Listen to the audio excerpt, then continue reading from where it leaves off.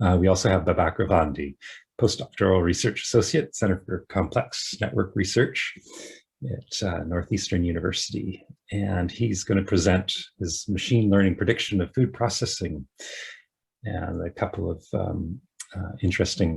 many interesting findings there in a complex analysis system for nutritional content in food that's been processed to various levels. And Babak hasn't been working in ontology, but one of the questions I want people to think about behind the scenes is how would we describe your work using ontology, and which areas are needed to develop further to really capture what you're doing. So over to you, Babak. Sure, thanks, Tommy, and thanks a lot for having me. And I have to say, it's amazing to see food is connecting all the disciplines from philosophy to physics.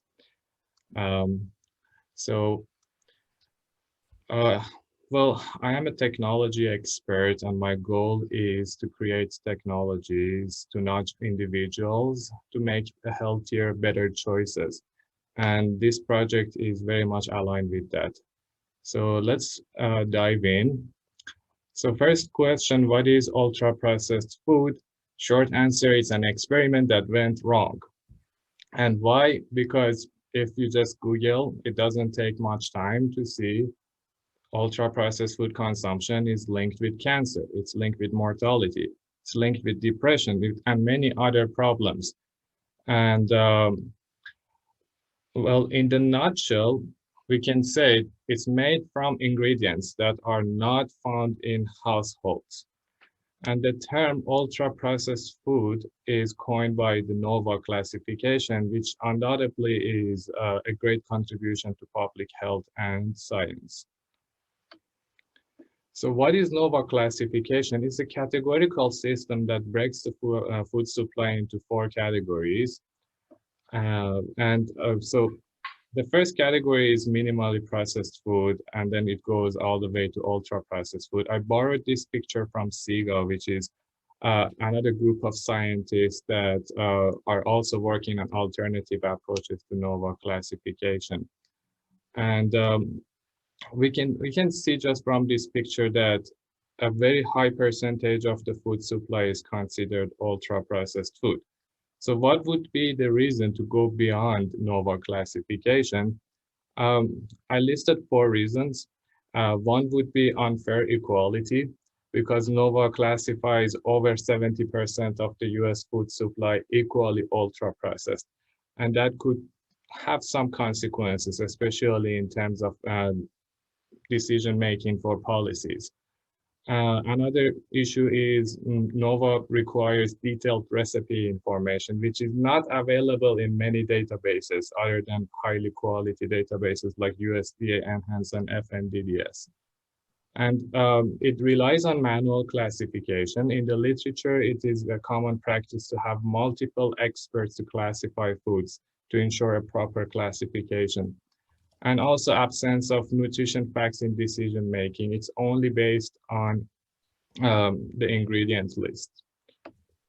So we proposed Food Pro X, which is a way to go from a categorical classification to a continuous score. In essence, it's a random forest classifier that is trained based on NOVA classification. So you can think of, we have Food Pro X as a box.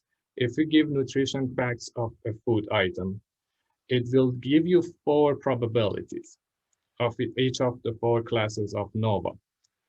And the sum of the probabilities is, of course, 1. And with that, we can have a prediction which NOVA class it is. But then the issue is, how can we go from categorical to a continuous score?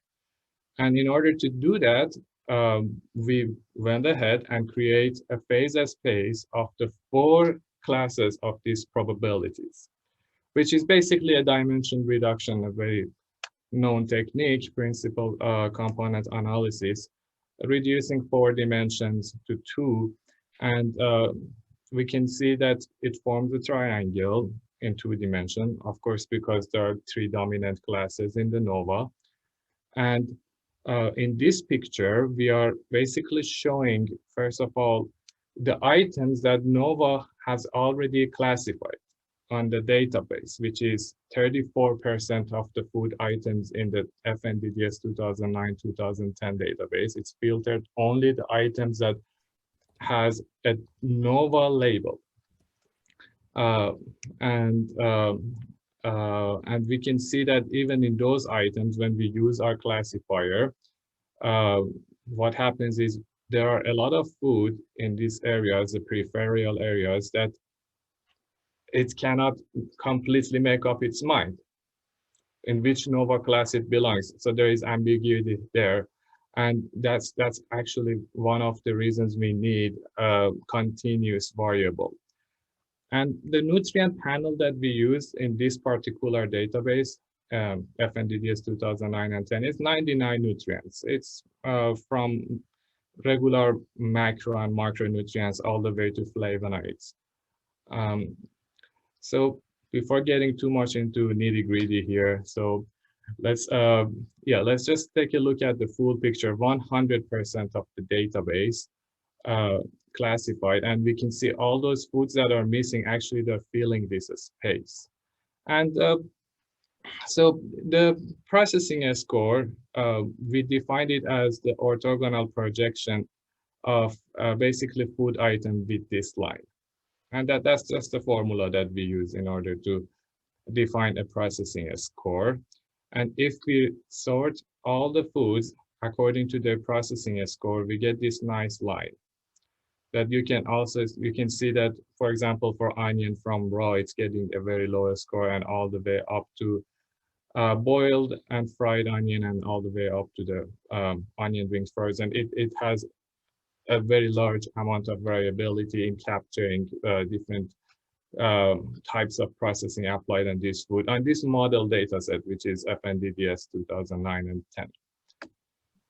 And looking into the categories, what we eat in America, which is the categories that USDA provides, we can see that our processing score is capturing a very large amount of variability in these types of foods, which is exactly what is needed in order to make a public policy and application of food processing in order to make decisions and move forward. So for example, here you can see 4 different cereals that they have processing a score of 0.56 all the way up to 0.99 from the same brand.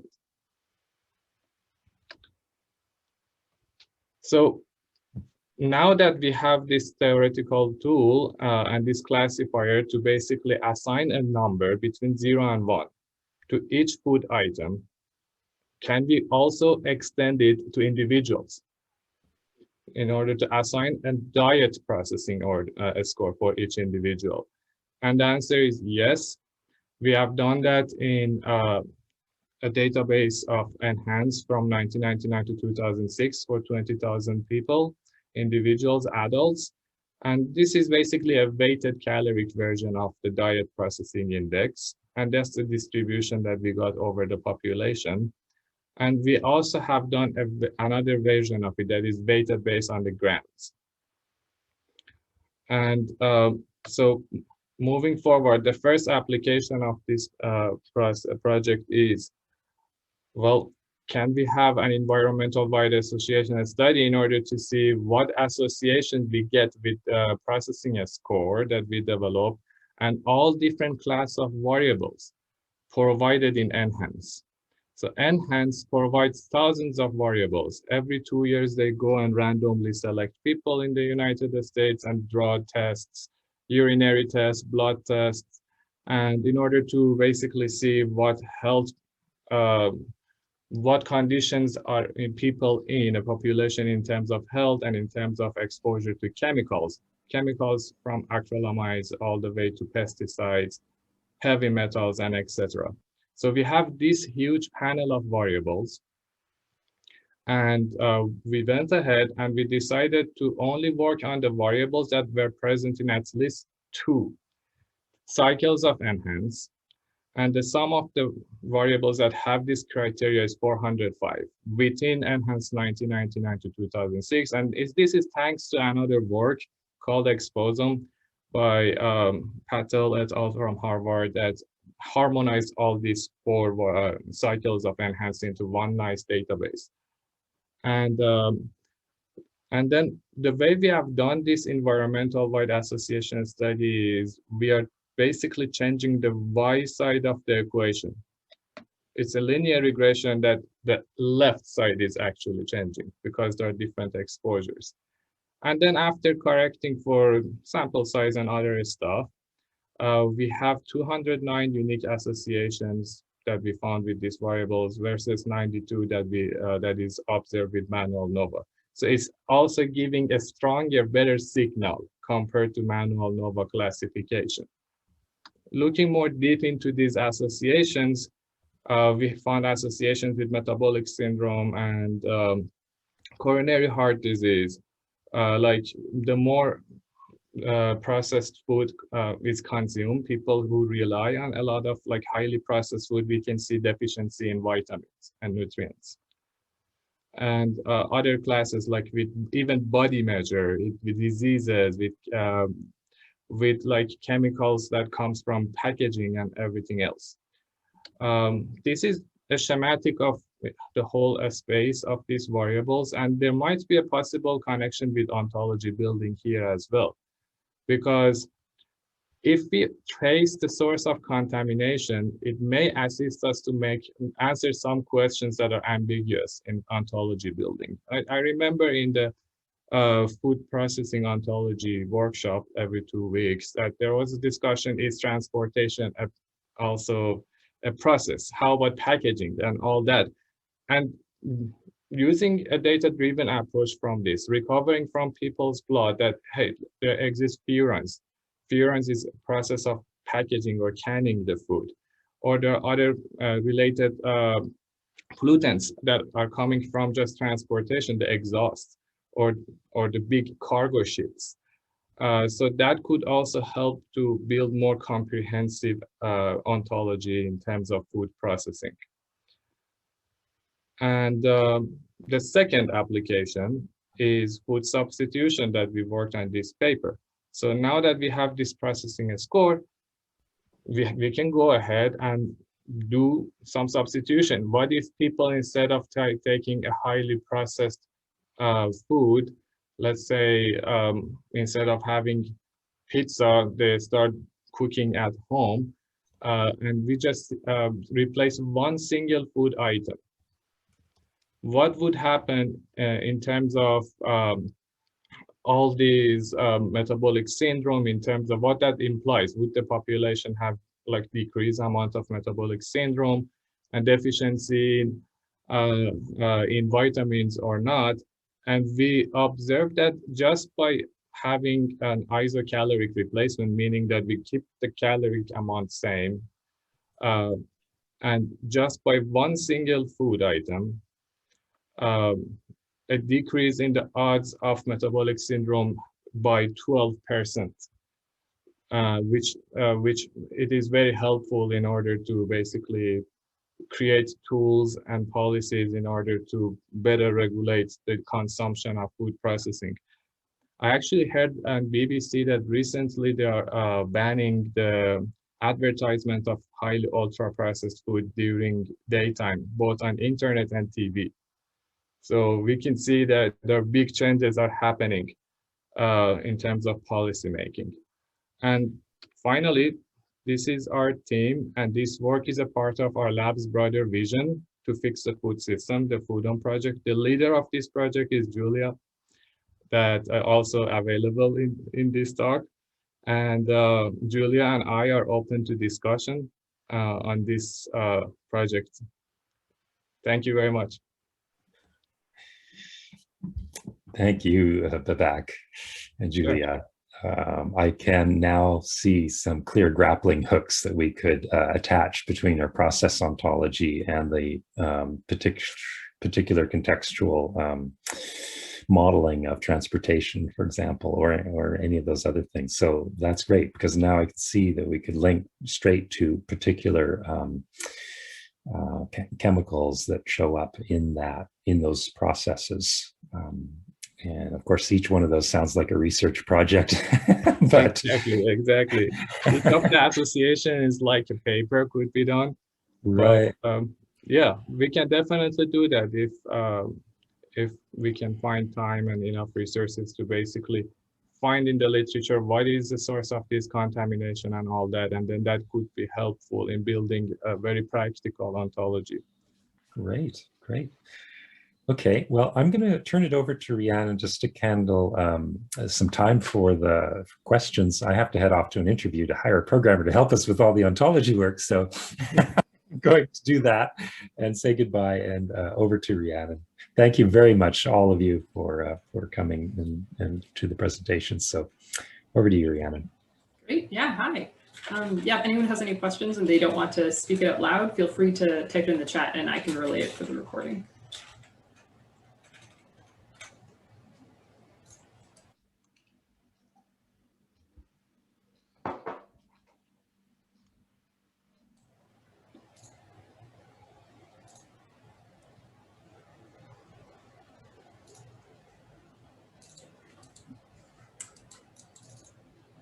Hello, this is Hande McGinty. This is very interesting, this paper and this presentation. Thank you very much. I was wondering if you think some of your findings can help create better definitions for all the concepts and all the processes that you talked about. Julia, do you want to take that question? Today the talk is yours, so if you want to start, then I'm always happy to. Please, I think you because you're handling all. So I think that well, first of all, it would be very useful, and maybe we can have a follow-up of this discussion in another session. It would be very useful that you guys take a look to the exposures, the chemical exposures that were found associated with the processing score that are signature for possibly some of the, let's say, labels that you like, some of the concept that you're currently mapping in your ontologies. To me, as a physicist, then there is also another type of question that I'm very interested in, that is developing metrics of comparison of ontologies, right? So in the same way as Babak showed to you, that we look into the variability of the food processing score in the categories defined by what we eat in America, right? You can come up with a comparable analysis of your groups, of your categories, or anything that you're kind of trying to put together from a hierarchical standpoint, right? So I think that it would be very interesting to look at the system you're kind of developing in this specific moment and see what is the heterogeneity of the measurements of the products that would be classified, labeled with the same set of tags. Does it make sense? Yes, it does. And I think that you're right. It's important to have clear metrics on how we measure things. And I don't think it's very clear right now in the literature. Well, so from a mathematical standpoint, and I'm not saying that ontologies are the same as taxonomies and hierarchical trees. I don't want to enter in that huge discussion. Probably no, that's red flags all over. But there are, let's say, information theory tools, or also network theory tools that can look into the structure of the tree and try to compare more or less. If from a structural standpoint, you are observing, you are somehow developing a comparable knowledge system. But then what we are trying to suggest here is to say, well, what is the consistency of the foods that we're labeling the same way from a food processing standpoint, right? So the idea here would be how much heterogeneity is good, how much, like, what is the tolerance somehow, right? Because if you're putting, like, you expect to see limited heterogeneity when you are using a very high number of labels. When you are using the same number of labels, but you're using different labels, do you see a different type of outcome? So the idea here would be to use this measurement as a metric to go through the different level of resolution and see how much gain in heterogeneity of the processing score you're actually capturing. So this is my interpretation. Yeah, I know, I see your point, and I appreciate you guys trying to clarify the borders of these different labels. So thank you. Yes, and I just sent a very good tool called Graph Hierarchy that I'm currently using in another paper, which is related to structure of syntax in languages. This can be helped a lot in order to measure and compare different hierarchies, different ontologies.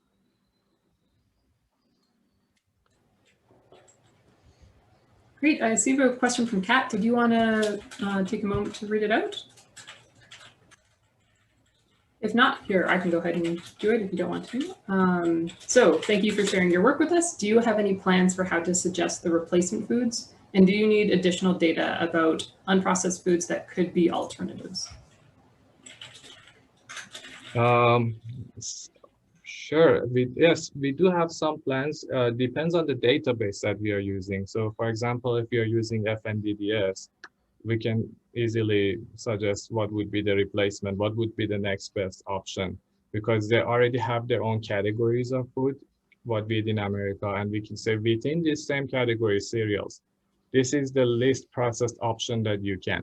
So if you have databases that have nutritional facts in them, you can share it with us, or we can also give the code to you, and you can basically assign a food processing score and then do this substitution. Can I add one thing, Sure. just to connect even more our work to your work, guys, where I see a lot of future work. So in the paper, if you read it, you will see that the whole idea of food substitution was, minimal food substitution was, okay, we don't expect people to really change their dietary habits. We expect them to go and choose at the supermarket, the grocery store, within more or less the same categories, okay? So do we trust what we eat in America is debatable. Let's say that for now we trust it, okay? So we can come up with the best option within each category according to how much you consume of it. And that's the whole optimization principle that is implemented in the paper. But clearly, this whole analysis depends on the classification system, right? So it is meaningful and also definitely connected to health outcomes, right? And so to public health guidelines to come up with a meaningful classification system that then it will help us to basically rerun the calculation and give you an estimation of how to do substitution. And in the same time, this is connected to the question that I asked before, it's like, for us, the translation part is very important. So it means that we can go and try to show to you basically the spectrum of processing score in grocery stores. But on the same time, we can try to empower the consumer to, with an app, you go to grocery store and we can suggest you what is the least processed version of something within the same category that you would purchase. But of course, again, in order to talk to the consumer, you have to come up with the language of classes that are well understood by the consumer. So this is all your work, guys. Exactly. We are contending with basically having a more meaningful and well-defined list of categories for food. May I ask a follow-up? Mm-hmm. Sure. So in terms of data, food composition data about unprocessed food. My experience with Food Data Central is that it's lacking a lot of unprocessed food items that maybe just aren't a big part of the US diet, or people haven't gotten around to creating food composition data that Food Data Central has integrated yet.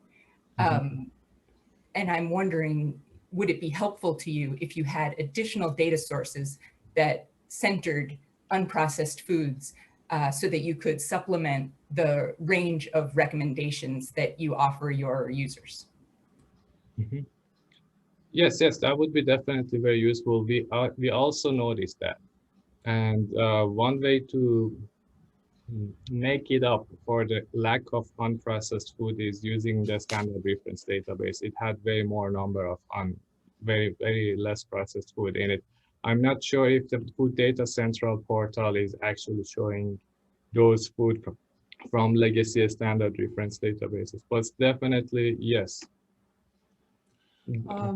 Yes, so I think that everything that is with like under the hat of the USDA, so Food Data Central is basically collecting all the different databases, is more or less lacking, as you said, the unprocessed part.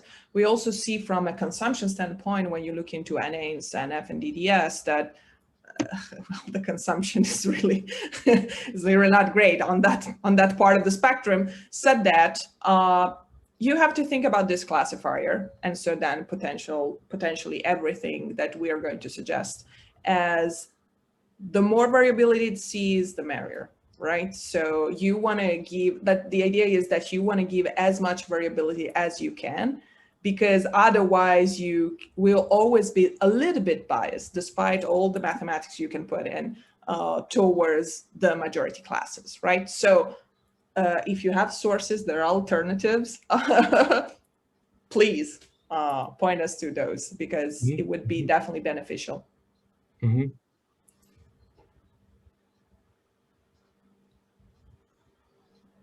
I ask a question? Go ahead. Right.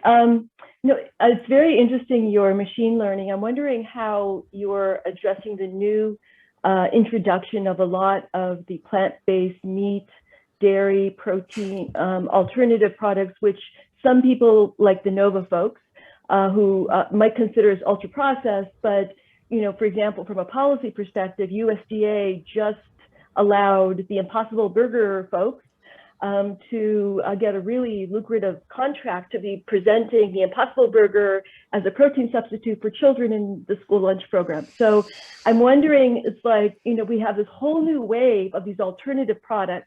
How is your system going to be addressing them? Wow. It's a great question. I mean, that's Julia's expertise on. Well, we have so there's actually a paragraph about this in the paper. Actually, Babak, can you pull out the phytoestrogen panel so we can kind of answer with that? yes, that's a great idea. So, well, there we go. Phytoestrogens. Yeah. So let me. Okay, so as you can see there, we have association with our score with, these are all phytoestrogens, if I remember correctly, they're measured in blood, right? Or yes. So here you see that we have enough discrimination power to actually distinguish between two types of vegetarian diet. One is that is really based on basically unprocessed vegetable and fruit and stuff like that, and stuff that is ultra processed soy based products, right? And of course, I mean, there is I don't want to enter into the debate about soy, also because I'm a physicist, I'm not a doctor, so I know my limitations. Frankly, I would think not twice, 3 times, 4 times before using this amid substitutes. That's my personal choice. okay, especially if they're soy-based. So I think our line of work up to now, it's not just connected to this work, is related to what are the ranges, natural ranges of concentrations of chemical compounds in food and how we evolve to tolerate them. Hopefully we will have soon another paper about basically this. So evolution, metabolic ranges, what is the chemical makeup that we tolerate. So to me, even if it's something is plant-based but is ultra processed, I would expect this to be extremely altered and modified and to present a chemical makeup and potentially other type of additives and emulsifier. I don't have the whole recipe of Impossible Burger. I have to look into this. That would drive me not to trust really this as this new staple food. No, I actually agree, and I haven't tasted the Impossible Burger yet for part of that reason. But I know that younger populations are much more open to these protein alternatives, and it's being used as a way to market a more environmentally friendly protein option within a food system narrative. So it really does become very complex. I totally, so again, we fall back to a matter of language and where again, it's fundamental to educate the population to a very, very key concept here. Being environmentally friendly doesn't mean that it's healthy. Okay, so healthy for people, because when we talk about healthy for people and planet, it may be healthy for the planet, but not necessarily for human health. Exactly. So human health and environmentally friendly are two different concepts. Right. Sometimes they overlap, and that's great. Sometimes they don't. I don't think they have any type of clinical trial, not even epidemiological study, to prove anything. They really push on the environmentally friendly label. And I respect this, but the problem is also whenever you try to play on the fact that people tend to naturally connect this with the idea that something is healthy also for humans, right? So I think there is a lot to look into. So just to go back to your example, I want to make sure I understand it. The phytoestrogen content of the ultra-processed vegetarian diet actually produces some unintended consequences for human health that perhaps haven't been considered when offering this product to people as a viable alternative.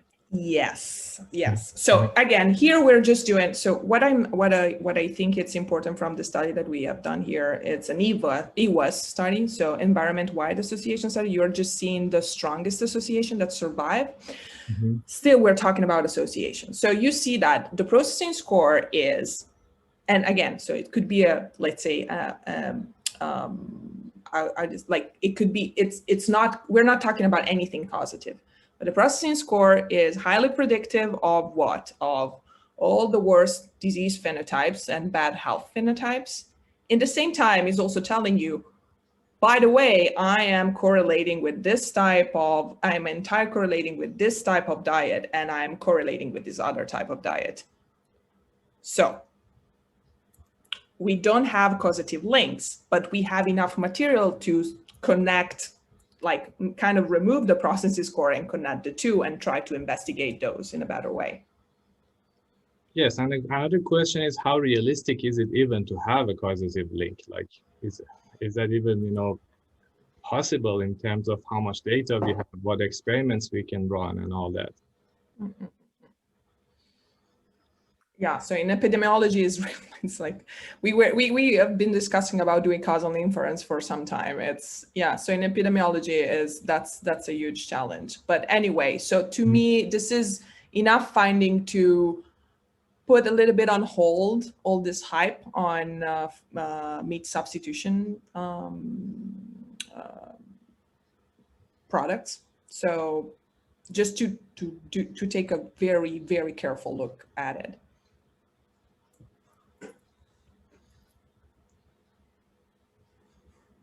Thanks a lot for the question.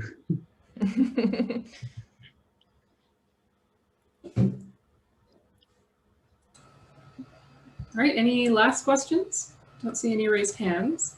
I actually have one more last question. I'm reviewing a paper now on endocrine disruptors and obesity risk. And I had not been previously aware of the link. You know, obviously there's a lot of human health risks related to endocrine disruptors, but it goes back to, I think, your point about the packaging of the food, which I would not consider, well, processing of the food itself, but it's the packaging that might, you know, leak into, you know, chemicals into the food itself that's then consumed by people. So have you thought about endocrine disruptors as a group of chemicals that are part of this ultra processed food, you know, world that give us concern, additional concerns that we need to take into account? Yes, of course, like phenols, phthalates, these are basically directly linked with all those issues. So we haven't gone much deeper. Julia, do you have any comments on this? No, I think this would be okay. We would love to have that information to actually dissect. So not necessarily some of these findings are, again, related to a physical chemical modification of ultra processed food, but really a contamination, right? As you point out. So again, the whole debate about why ultra processed food makes us sick, it's like it's currently going on, and it's very wide, and it goes from, you know, more contaminants. So not necessarily we have done something bad, but simply because it goes through this whole food supply, and like that maybe we have to revise somehow. It will definitely show more contaminants. On the other side, there is, as I mentioned before, physical and chemical modification of whole foods, right? That we are not, we didn't evolve to tolerate. And then there are additives plus emulsifiers plus whatever they're putting in that, you know, is making this more palatable. It goes very quickly through our digestive system. We feel hungry and we eat more and we consume more calories and yada, yada, yada. So there are many axes of, you know, analysis. I think it would be very interesting to start say, okay, we have information about packaging. Let's correct the analysis for this. Okay.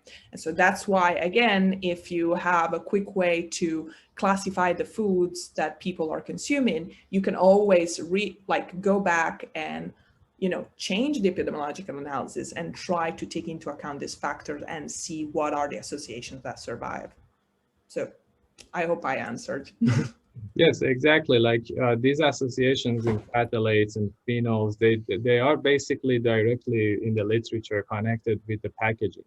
And we also recovering that with both in the blood and urinary samples from the population and with association with ultra processed food consumption, PCBs and all that. So these are all follow-up works that can basically branch out, or the other works like you are doing basically can reference to this in order to make a stronger evidence.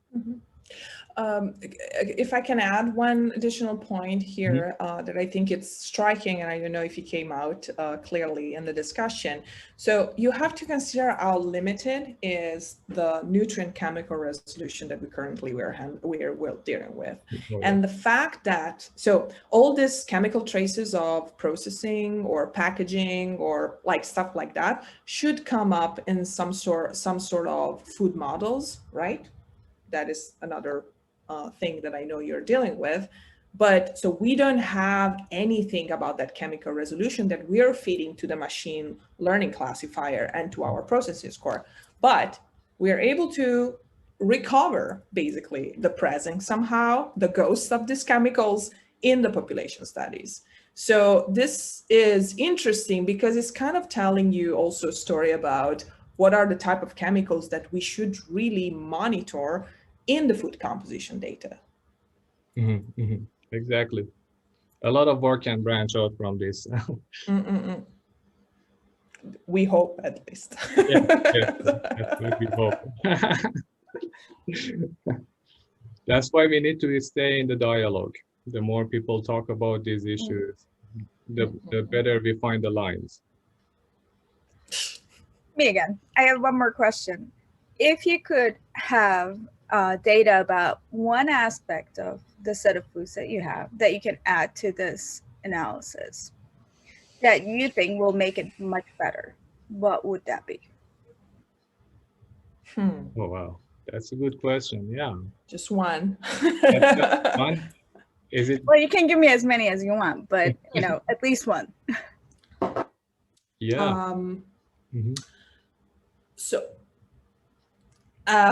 it's not really one, it's more a way to, so currently I'm giving to the classifier the nutrient profile. Okay. I would love to give to the classifier something that is related to your work, that is related to the type of processing, right? So if I come up with an ontology about foods and the type of processing they are going through, that I have the feeling that is something that you're doing. No, I'm kidding. I know that you're doing this. And I can come up, so basically it's like adding from a mathematical standpoint, I will have my nutrient matrix, and then I have my ontology-based matrix, okay? A barcode, a QR code, whatever code you wanna use.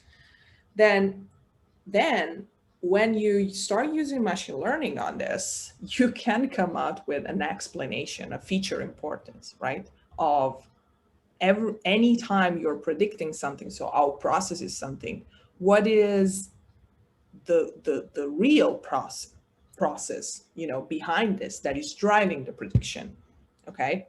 And in the same way, then you can go and do epidemiological analysis. So to me, the next step of this would be to have still the chemical part is fundamental because it's telling us basically what are the nutrient alterations that are driving the classification and the processing score. But in the same time, you want to come up with a connection between nutrient alterations and type of processes the food went through. So this is the feature that I would add. What is the coverage currently and how easily we can do it? Yeah, so that's my dream. That's the future. Maybe it's too much. I hope not.